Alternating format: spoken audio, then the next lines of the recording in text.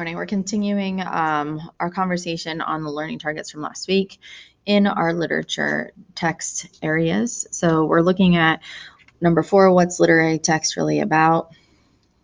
Number 3, what strategies and resources can I use to figure out unknown vocabulary? 2, how do strategic readers create meaning from literary text?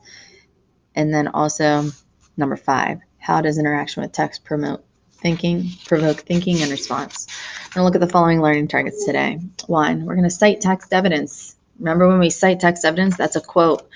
We quote the passage directly, word for word, putting quotation marks around it. And we do that to support claims when we're writing, but also whenever we're in reading class to support our answers. That's what our claim is. It's our response to a question we're being asked. Learning target number 2, to make claims in the form of inferences, conclusions, and or generalizations.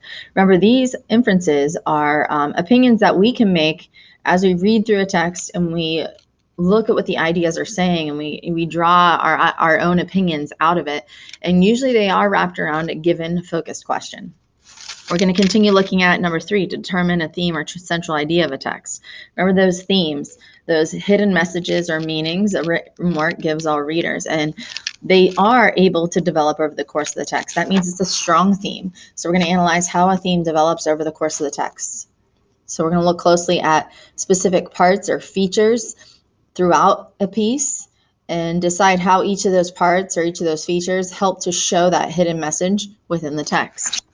We are going to take some time to create a summary of different sections of the text. And then we're going to analyze how particular elements of the story interact. In this case, we are going to focus on how the characterization interacts with the plot, as well as how the setting interacts with specific characters. And then lastly, we're going to look at determining or clarifying the meaning of unknown words and phrases using context clues. Today is on your own practice as I meet individually with students. You will be looking at those learning targets that I just mentioned for a story called Arachne.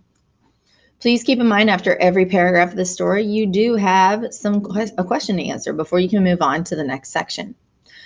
Also keep in mind, there are 10 total questions to this piece, and you are given 2 days to complete it. So make sure that you're aware of that and you're able to properly spend your time to get it done within the 2 days that you're given to practice these skills independently.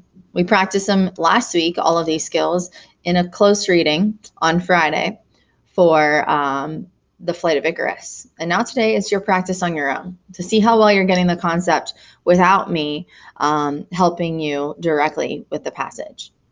So please make sure you're taking the time to complete this and go ahead and get working.